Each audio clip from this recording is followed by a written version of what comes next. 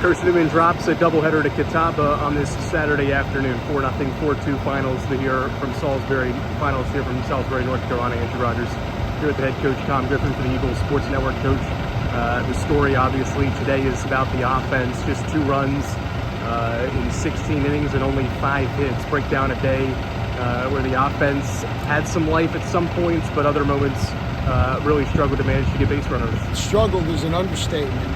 So part of that is the pitching, and they got a good staff. I mean, that's a really good, like we said, it's a good club. It's a club that, has been successful. The way they're coached up and the way they pitch, they're good. But, the first game, I thought Underwood gave us a good outing.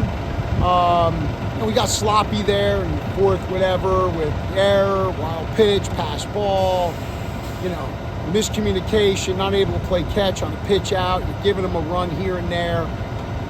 That was sloppy. And then you get bases loaded. You get 1 run. I just thought our at-bats all day. We didn't choose very well. The strike zone got expanded by the hitters. The hitters expanded the zone by what we were swinging at. Some of that has to do with the pitches and the location, but otherwise, we chose some really bad pitches. And then we had some guys who had some things they wanted to say about why which ain't allowed, okay? You take what's being said to you and you just leave it at that. You don't choose a good pitch, and we ask you, hey, choose a better pitch, you leave it go. There's nothing else to be said about that, all right? So if your performance ain't going good, we just got to be better with that. But the offense was bad. It was bad on a lot of fronts. And it's tough because this was a great opportunity for this program. It was a great opportunity today after winning the first game. I feel like we let it get away, to be honest with you.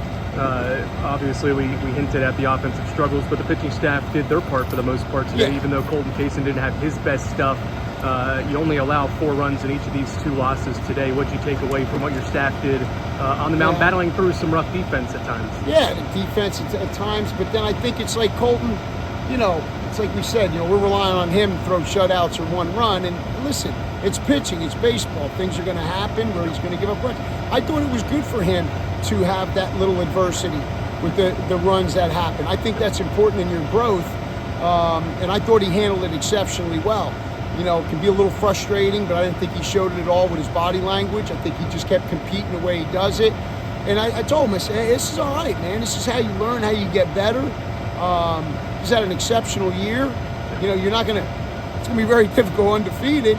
But I thought he handled things really well today, and I think that's a good moment for anybody in their career. So he's an outstanding young man, as we said. He's athletic.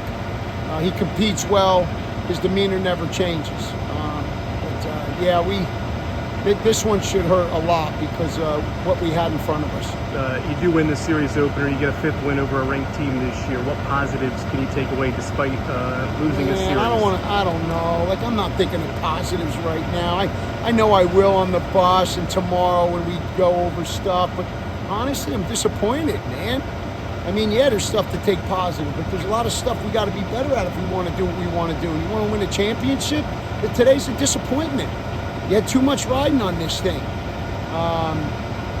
And I thought our performance, especially offensively, was really poor. And so we'll have to figure that out. So I'm thinking it more disappointment than what we're going to take positive from it.